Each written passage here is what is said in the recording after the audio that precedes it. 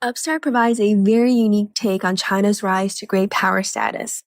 What motivated you to write this book, and what is the meaning behind the title Upstart? Well, I had a lot of experiences, both in academia, but also in the government and the military as a China specialist, trying to explain to people in the US system how China views things and how they would possibly respond to other things. I mean, my bread and butter is basically advising on how to best deter China or shape their choices. And I found that the biggest issue I came up against was not that people were underestimating the China challenge or overestimating it. It was that there were some gross mischaracterizations on it. It was like mirror imaging, but something even deeper. It was really hard for people to get out of the sort of US mentality to assume that everything China wanted, everything they were going to do would be exactly the same way as the United States would do it. So I'd been trying to convince people for a long time that China would act differently in some cases than the United States. And I felt like I had to gather a lot of data and write a whole book in order to be convincing on that point. And to gather all this data to be convincing, not only in arguing what China is doing on the military side, but also have chapters devoted to China's foreign policy and economic policy. How many years did it take you? Well, I have to say that this book took a little less time than the last one, but it was my sole effort over the course of 3.5 years. One of the issues with the data gathering, again, is because we engage in mirror imaging, you can find data and a lot of the types of activities that the United States engages in. So, for example, if you wanted to know what joint exercises the Chinese military does, that information is very easily found because we are paying attention to the things that they do that are like us. But as I argue in the book, they do many things differently than us. And so when I wanted to find out how many police forces they had trained around the world, versus militaries, that was something that wasn't readily available. So it took a lot of skimming through both English and Chinese sources to put together some of those data sets just to present an accurate picture of China's role in the world and how it was building power before I could even embark on the argument of how China determined which strategies to pursue. And why did you name your book Upstart? And could you also share with us what is the main argument or thesis of your book? So the term upstart is a reference to some of the business literature when you have small companies or startups that are trying to break into established markets where you have a monopoly, you have a big company. And I found that a lot of the literature on competition in the business world really opened my eyes to some of the things that China was doing. If you think about a business, it doesn't make any sense that a new company would try to produce the exact same product or provide the exact same service in the exact same way when it doesn't have a customer base or it has fewer resources. And yet we assume that's how China is going to compete with us. But instead, it makes sense to be more entrepreneurial, to try to find the gaps of competition and insert themselves into those places. And so the term upstart is not only from that startup culture, but there's also this connotation that I think you hear a bit in the US discourse of maybe China has now grown too big for their britches, right? That maybe China is overreaching. And that's a big part of the debate as well, the sentiment in the United States that this growth of the Chinese power set, economic, political, and military over the past 30 years has just been so vast. So the big argument of the book is to take it as a given that the past 30 years, they have been successful at building power.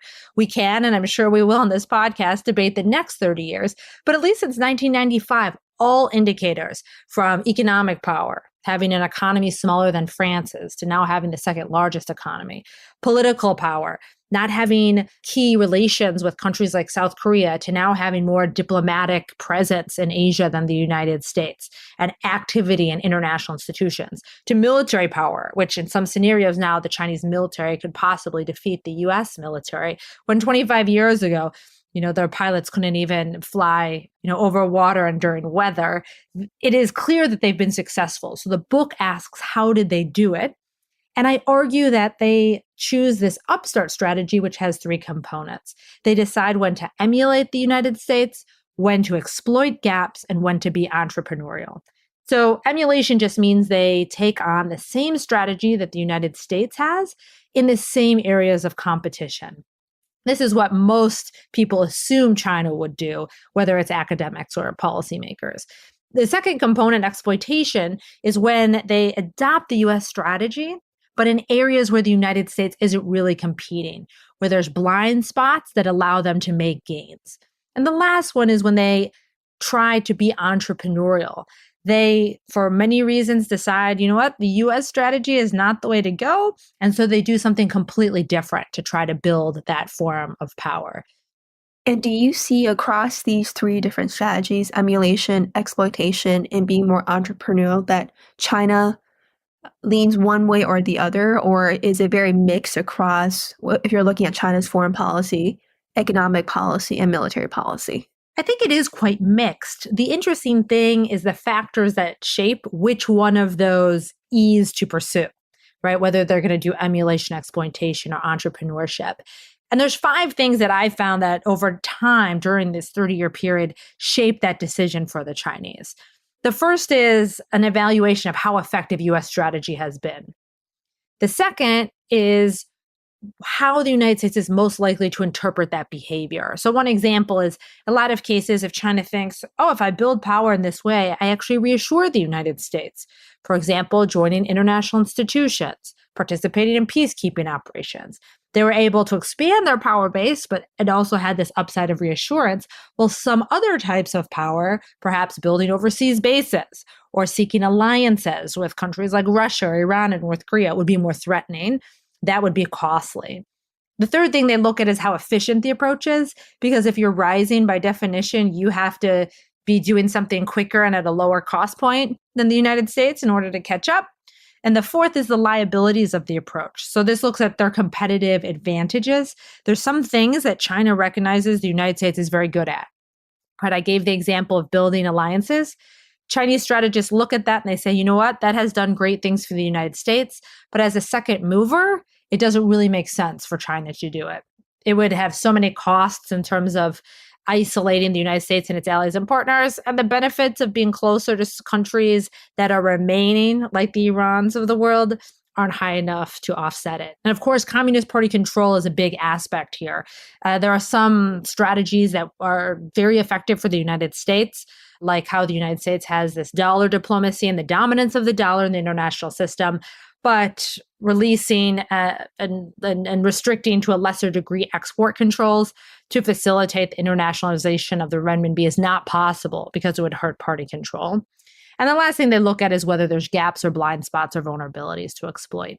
So it's a bit complex, but in the book, I go through those 5 factors. And whenever I show that either China is emulating or exploiting or being entrepreneurial, I look at the Chinese language, literature, leadership speeches to try to get behind the logic.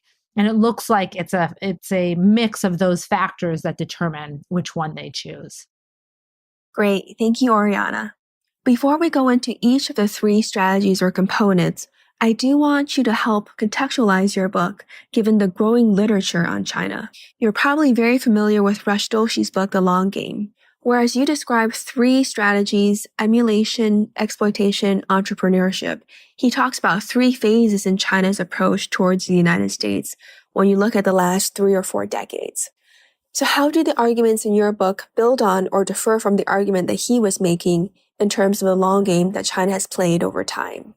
Well, I think Rush's approach is generally correct. When I look at his argument about China becoming more forceful over time at revising the international order, I don't necessarily disagree with it. I think there's sort of a couple of differences between my approach and that.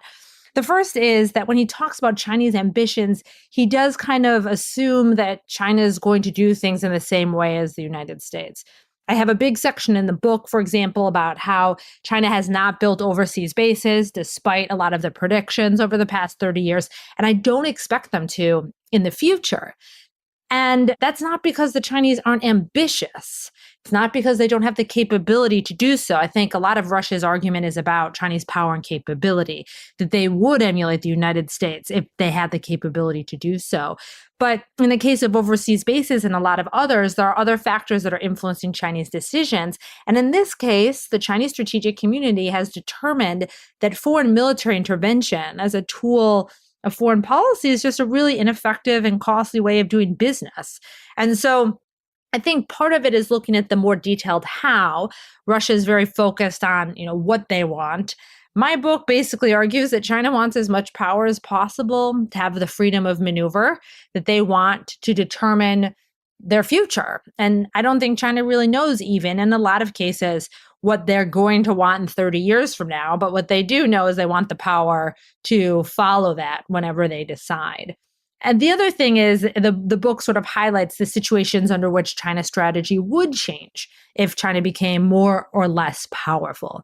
So in some cases, when the Chinese mindset is that they find a US strategy particularly attractive or effective, but because they don't have competitive advantages in those areas, they won't pursue it.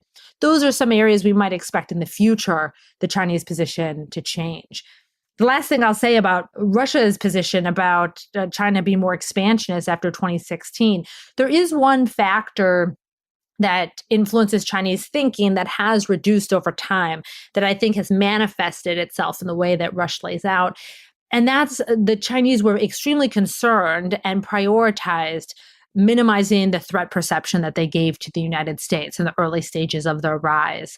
As they became more powerful, and especially after the United States declared it was in a competition with China, and especially the Trump administration, which was pretty aggressive about that competition, the value of trying to pursue strategies that seem more reassuring decreased in the strategic mindset of the Chinese. And so I think what Russia's pointing to of that expansionist tendency is the idea that this one factor out of the five, the desire not to come off as threatening to the United States, has decreased in power over time. Thank you, Oriana. That's super helpful. Your book also references the theory of China peaking. How do the three components that you identify of China's strategy align with or differ from arguments that China's power has or will peak? Well, first, let me say about this peaking argument. As someone who is not an economist, I cannot independently assess the likelihood that the Chinese economy is going to suffer under some of the structural problems that it's currently facing. I will just say, as someone who's looked at this for a number of decades, that US scholars have been pointing to Chinese weaknesses for years, some even predicting impending collapse. So the first point I would make is I think it's far from certain that China's economic future will be bleak. But the upstart perspective suggests that this is problematic even to think about a peaking China, because it assumes that China needs the same resources as the United States to achieve what the US achieves, and that the United States builds and exercises power in the same way. But even if it has problems in the future, China is going to be able to challenge the United States and possibly even displace the United States on the global stage without the same types of power, the same amount of power. The book shows that over the past 25 years, 30 years, when China was competing from a weaker resource position than the United States in all areas, military, political, economic, they were still quite successful at competing for power with the United States. So there's no reason they could not continue to do so. So even if China's growth completely stalls, you're at 0%, China will still have more resources in the next 25 years than they've had in the past 25 years. And I think in the past 25 years, they've done a pretty good job at creating some headaches for us. Excellent. Thank you. This helps understand the main findings of your book compared to some of the other perspectives on China. Next, I'd like to focus on the 3 E's that you describe in your book. Could you give an example of each E: emulation, exploitation, and entrepreneurship, and explain what each involves? Let's start with emulation. From your perspective, what is an example of China engaging in emulation vis-a-vis the United States? Right. So emulation is when they pursue the same strategy as the United States in a similar area. And in the book, just to point out, I have 22 case studies of these approaches since 1995. So one example of emulation is mediation diplomacy in the political realm. So China has determined that you get a certain amount of influence and clout by serving as a mediator in international disputes. And so they have presented themselves and played that role in a number of cases. And I feel like it's very efficient. There was one Chinese not ambassador, but a minister, a high-level minister who commented that their role in the six-party talks cost them the amount of a couple cups of coffee, but earned them praise on the international stage. Emulation is also what they did in international institutions when they recognized that there was some institutional power associated with a proactive role. And I have this data set that I talk about in the book, of which they purposefully and deliberately seized key senior management and leadership roles within international institutions, in particular the United Nations, to be able to shape the agenda of those organizations in ways that were more favorable to China. And so they recognized that the United States had a lot to gain from those types of institutions and therefore emulated the approach. On the military side, let me just point out that there are some cases in the book that I argue that China chose incorrectly, that factors outside of those five I laid out pushed them to do things that were not in their best interests. And two of those cases happen to be in the field of emulation. So in foreign policy, I argue that soft power, their obsession with trying to compete with the United States for soft power when they don't have the competitive advantages to do so, has ultimately been a failure in terms of any measurement of soft power has not increased for China, but they spend a lot more on public diplomacy and other efforts in the United States. But I also put the aircraft carrier in that category, that for many years, for decades, China was correct and they were being more entrepreneurial and they were pointing out that the aircraft carrier was costly, that they didn't want to directly compete with the United States in that area, that they wouldn't be able to compete, but the desire for prestige got the best of them. And they have now poured money into these aircraft carriers that are vastly inferior to US capabilities. So that would be the first case, I would say, of emulation. And then, of course, their desire to internationalize the renminbi and promote free trade, with Chinese characteristics, of course, but opening themselves up to trade as a source of power and influence would be some examples of emulation in the economic realm. Awesome. Thank you. And could you give a couple of examples on the exploitation side? My understanding of exploitation is that it means that China is trying to compete in areas where the United States is relatively weakened. Is that a correct interpretation?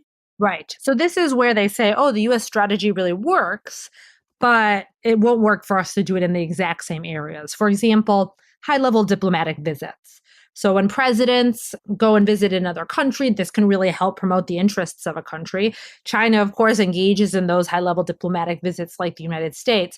But what we see from one of the data sets I put together is they visit different countries than those that the United States visits. So there's sort of a gap in where senior US leaders are going, and those are the places that Chinese leaders tend to go. For example, no US president has ever visited Central Asia. Chinese leaders go there a lot. Xi Jinping has visited the majority of countries in Africa, 70% of the poorest countries there that no US president has ever visited. And so in that case, they are taking that US strategy, but employing it in different areas. Also in foreign policy, arms sales is a good example in which that's not a key tool. China is not competing for US customers, but they basically sell arms to countries that can't buy them from the United States, either because of human rights violations and other arms embargoes, or they just don't have the resources to pay for the quality of US arms. So China doesn't have to compete directly with the US. They identify those gaps and they fill them. In the military realm, there's really no better example of this type of exploitation than what US military strategists refer to as the anti-access area denial strategy, which is a way of describing how the Chinese military has modernized over the past 3 decades. Basically, they've identified the exact vulnerabilities of the United States, what the United States relies on for power projection, and then they focus their modernization efforts on the ability to disrupt that process. So instead of having aircraft that are as good as the United States, they have the missiles that can take out the runways so US aircraft can't take off. That would be a key example of exploitation.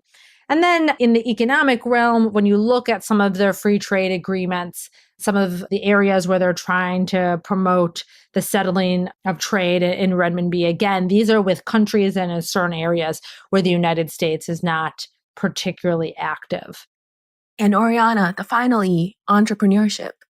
You mentioned in the book that that's an area where China is using new methods to compete. whether those are new methods in areas that the United States has not been very active in competition, or new methods in new areas of competition. Could you provide a couple examples of this?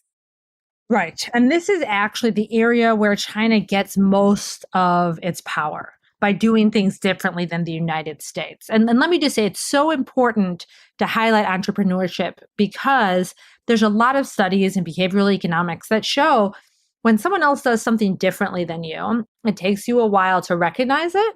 And then you tend to underestimate its effectiveness. If you can just think of in your everyday life, someone else takes a different path, you might think, well, if that was going to work, I would have done it. And so you tend to discount it until it's too late. And I think that's happened a lot in the case of the United States. So in foreign policy, China doesn't have alliances. They have strategic partnerships.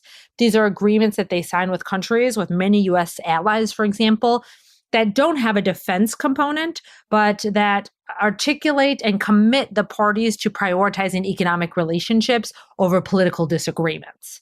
And the Chinese did this because they wanted to have close relations with US allies and partners, but they wanted to undermine the power that those alliances had to counter them in certain critical areas, in particular politically sensitive areas like human rights or their position on Taiwan. In the military realm, I would say this is the most controversial part of the book for many. I talk about China's nuclear strategy and their ability to protect overseas interests.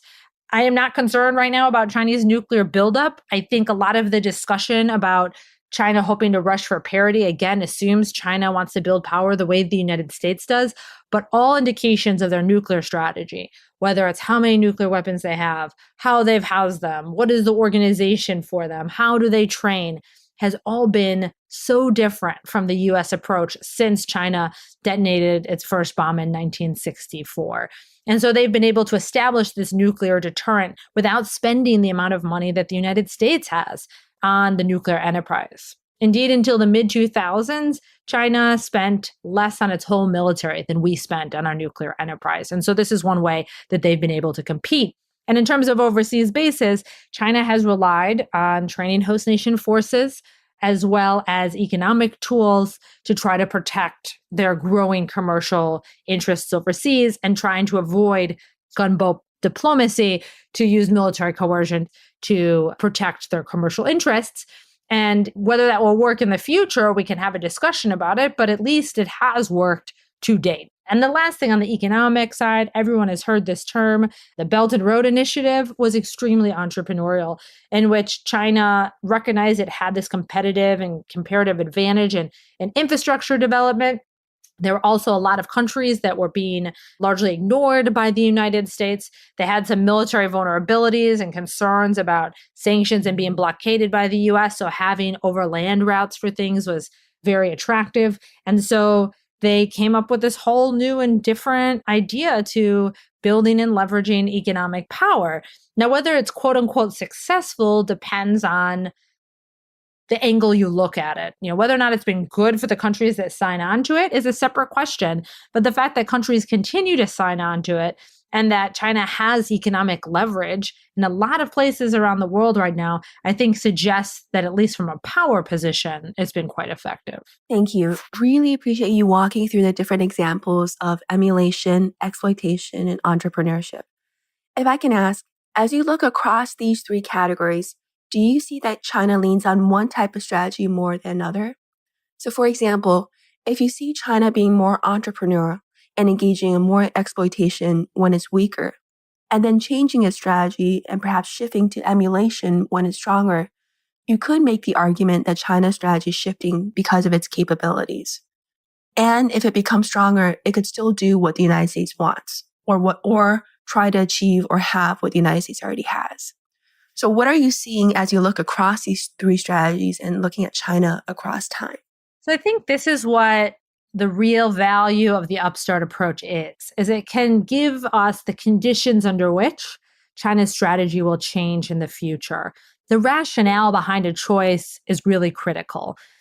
So in some cases, when it looks like China chose an approach because, for example, they think the US approach is stupid, then it's unlikely even as they get more powerful, they would pursue that approach. And that's the case with nuclear strategy and with the overseas bases. I think even as China gets richer, more capable, they're not going to be pursuing an approach that emulates that of the United States because they largely think the US approach is ineffective. In some areas of exploitation, it is true that China might want to compete more directly over time if they were able. But even there, sometimes China still has liabilities in terms of the nature of their system and the desire for party control that makes it difficult or undesirable for them to do things the way the United States would do them. So on the military side, there had been that kind of shift. For example, when the Chinese focused on building up a large navy, they recognized that power projection and naval power was important, that even though it was going to cause heightened threat perceptions in the United States, it was necessary to achieve some of their goals.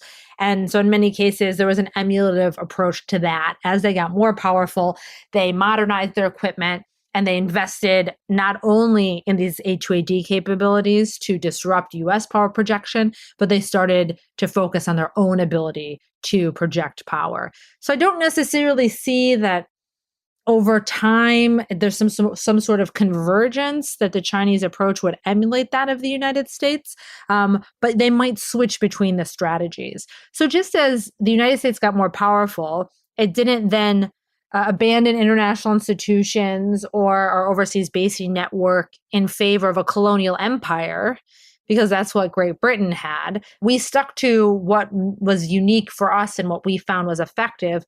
I feel like, largely speaking, China is going to do the same and still value the entrepreneurial approaches and the exploitation. If anything, a lot of the emulative approaches China pursued was because they felt like it was reassuring to the United States. And so while power might lead them to more directly compete in some cases, this view that the United States is going to find them threatening no matter what, it's kind of like a hopeless endeavor, has reduced the value of emulation in other cases. So it'll probably equal out over time to be the same percentage of the approaches as it has been in the past. Thank you, Oriana. I know this is not the focus of your book, but to what extent does China's upstart strategy differ from strategies of prior great powers? Did prior great powers also embrace some sort of or some form of upstart strategy? So I don't think that this is some sort of special Chinese cultural or historical approach. Now, of course, the book is just about China, so I can't say with 100% certainty. But looking across history, when I look at other great powers that have successfully rose, it does seem that they also pursued a similar type of upstart strategy. At the very least, they all had components of how they built power that were extremely entrepreneurial and different than their predecessors. We can see this about the United States and its own rise. And we can also look back in antiquity, right? What do we remember about the Roman Empire? What do we remember about the Persian Empire? Things that they did differently from their predecessors. Then we also see countries that rose that did not do quite so well, like Germany and Japan, that rose and met conflict that led to a severe decrease in their power. And in those cases, I see that countries found them threatening actually quite early on because they were trying to emulate the great powers at the time, whether it was the Japanese realizing that naval power was so critical and then trying to build a navy that would rival that of other countries, or trying to pursue a colonial empire because that's what European countries did. It became very clear to the established great powers that there was a threat in their midst much, much earlier. So one of the things I look at in the book is military spending based on level of GDP over time. And China is unique in delaying military modernization to a very late stage of their rise compared to some of those countries that I pointed out. So China isn't unique in pursuing the upstart approach, but of course, then the mixture of emulation, entrepreneurship, and exploitation, and also the specific way that entrepreneurship is pursued, like with BRI or something like that, is based on China's own advantages and their own liabilities. And so the specifics of the strategies can be quite unique.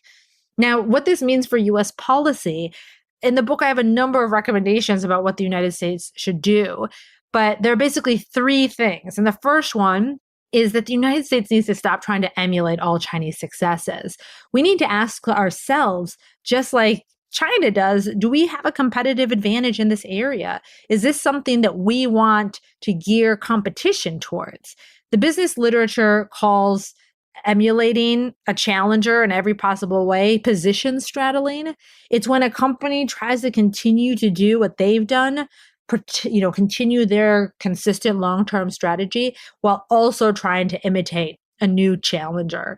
And this often backfires. It's like when airlines were trying to compete with Southwest. And so they had the same pricing and the same fleets, except they reduced what they offered in terms of the services on board. It didn't quite work. And so a lot of people in the business space say that this isn't really the way that you should go about it because those competitive advantages are different.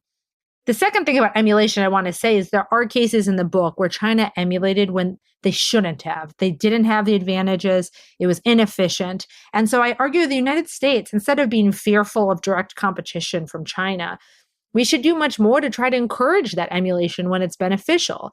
The desire for prestige, especially to reduce friction with the United States or to be a leader in the developing world, to have good relations with developed countries, have caused China to do some things that weren't in their best interest. So if, for example, we encourage them to be more proactive in some of those areas, that it could be more costly to them and help the United States compete.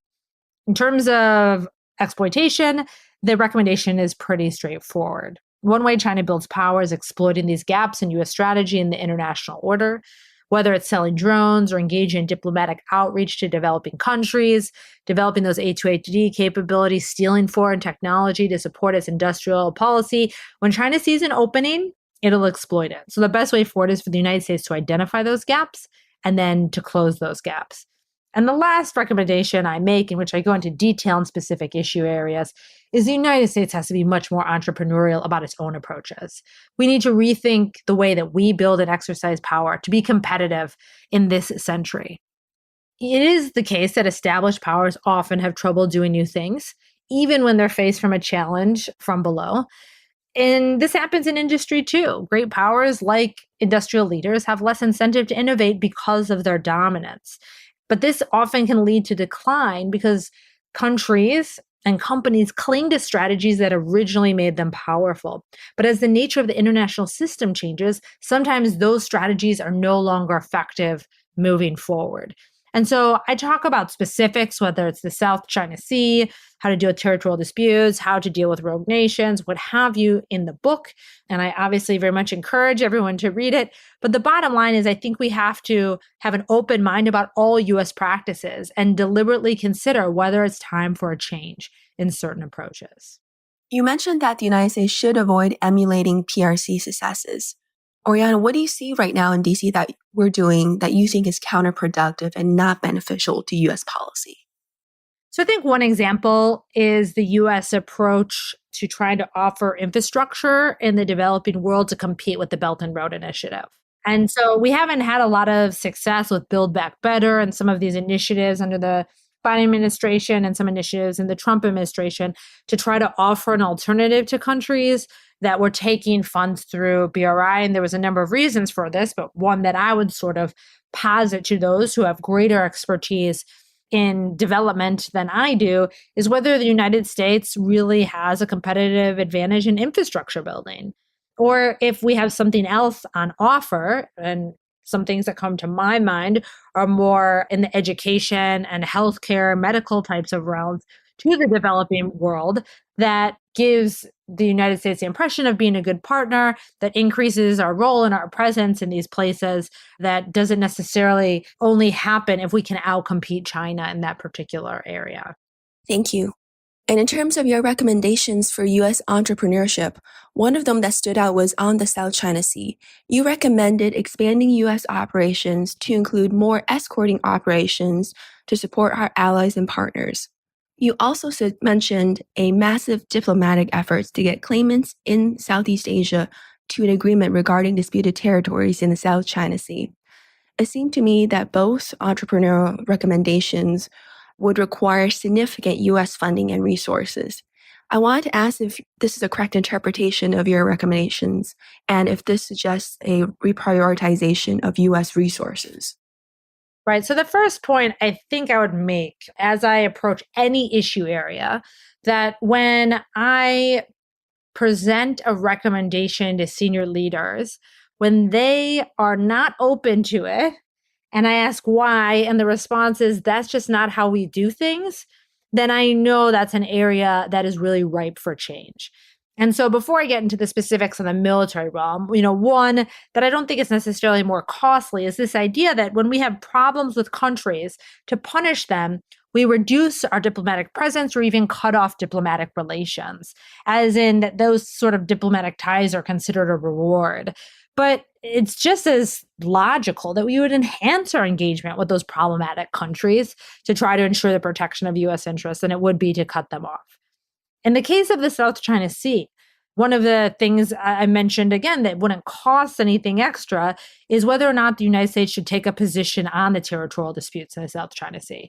Right now, the United States does not take a position. But if China continues to engage in dangerous activity, if the United States, to enhance its deterrent, really does need greater access, basing and overflight in the region, then it might be worthwhile to consider siding with Vietnam, for example, on their claims in the Paracels, and just to really brainstorm that and game it out before we rule it out. Now, to your point, at increased resources, the U.S. Navy is not large enough, and nor do I think we could make it large enough or would want to make it large enough to be patrolling completely the South China Sea and escorting every vessel. But the way I think that you can enhance that deterrent is by always making it a possibility. It's more that the United States reserves the right to do this versus saying that we're always going to do it. And that has to influence China's cost calculus when they're engaging in gray zone activities in the area. So I think it's just that success requires new approaches that are more than just variations on an old theme, and instead try to think, for example, about pushing for an international regime to monitor and regulate the types of internal security cooperation between states that China is engaging in, training of police forces, be more proactive about trying to establish international institutions for norms of cyber AI, but also in space. And think beyond our traditional arms control approaches, in which we often think about reduction of nuclear forces on both sides. But my research suggests that China is not striving for parity. Even in the worst case scenarios, the United States will still have 6 times more nuclear weapons than China. But the real problem for the United States is the atrophy of our conventional deterrent in the Indo-Pacific. That opens up the possibility that Beijing might use force against Taiwan. And so I would argue the Chinese are never willing to come to the table on nuclear arms talks because, and I think rightfully so, they said, why should we reduce our arsenal when you currently have 18 times more nuclear weapons than we do? That we should be open to reducing U.S. nuclear arsenal in exchange for reductions in Chinese conventional capabilities. So it's those types of recommendations, that people, that aren't things that we have considered in the past that I think we need to consider moving forward. Thank you. The final question I have for you is to ask you to look forward into the next 5, 10, or 15 years. If we assume, and again, this is an assumption, that China becomes stronger or more powerful, you had mentioned 5 different factors that China takes into account in terms of evaluating the choice between the 3 E's. Do you think one or more of these factors could become more or less important over time? So I think for those factors, the one that could become less important over time is consideration of how the United States will perceive something. This has less to do with Chinese power and more their assessments of the nature right now of U.S.-China relations, that it's unlikely that they can really continue to pursue power in any way that would be reassuring to the United States. So I think the most likely candidate for one decreasing in influence is how the United States would perceive a certain action. In terms of the others, you might see those factors being as influential, but leading to different strategies. So for example, I think China will continue to assess their competitive advantages and their liabilities, but they might assess that they have more capabilities to be competitive in a certain area in the future than they have in the past. Maybe as their equipment and their weapons get more advanced, they will be more competitive and to competing with the United States for the same clients for arms sales, for example. Not all, of course, because a lot of those clients are building capabilities to counter China, but some. So you would see the actual strategy and the components of the strategy changing, but that factor, that consideration of competitive advantages and liabilities would remain the same. And part of those liabilities, of course, is the CCP's desire to maintain political control and ensuring that none of the strategies they pursue undermine that control. Obviously, under Xi Jinping and the current trends that we see, I think that factor is only going to become stronger over time.